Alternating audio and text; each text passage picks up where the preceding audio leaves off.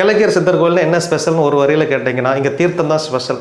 இந்த தீர்த்தம் அதான் பிரச்சனைகள் என்ன வேணாலும் இருக்கலாம் 1000, ஆனால் சொல்யூஷன் ஒன்றே ஒன்று தான். இந்த மந்திரமும் இந்த தீர்த்தமும், அவ்வளோதான். விபூதி காமனாக எல்லாருக்குமே கொடுக்குறோம். அது எல்லா கோவில்லையும் கொடுக்கிறார்கள். எங்கள் கோவில் இந்த விபூதி நாட்டு மாட்டு விபூதி கொடுக்குறோம். ரெண்டாவது, எங்கள் கோவிலில் நாங்களே தயாரித்து அதை கொடுக்குறோம். இது ஐயாவுக்கு அபிஷேகம் பண்ணி அதன் பிறகு தான் கொடுக்குறோம். ஐயாவிற்கு ஒரு நாளைக்கு 5 வகையான அபிஷேகங்கள் நடக்குது. தினம்தோறும் தவறாமல் நடக்குது.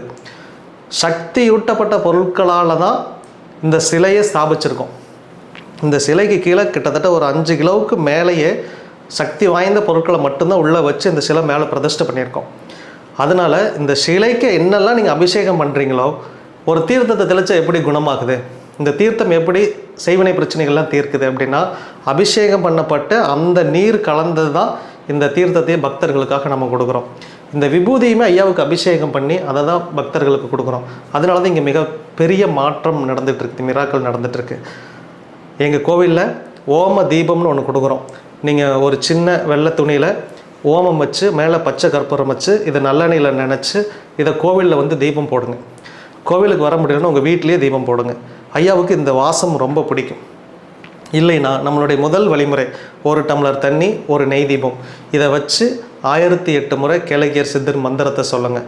இது ஐயாவுக்கு ரொம்ப பிடிக்கும். மந்திரத்தை சொல்லி முடித்து இந்த தண்ணீரை நீங்கள் குடிச்சிருங்க. உங்கள் உடம்புல வைப்ரேஷன் வரும். அந்த வைப்ரேஷனை ஃபில்ட்ரு பண்ணுறதுக்கு தான் இந்த தண்ணீரை குடிங்க. இது மிகப்பெரிய மாற்றத்தை உங்களுக்கு உருவாக்கும்.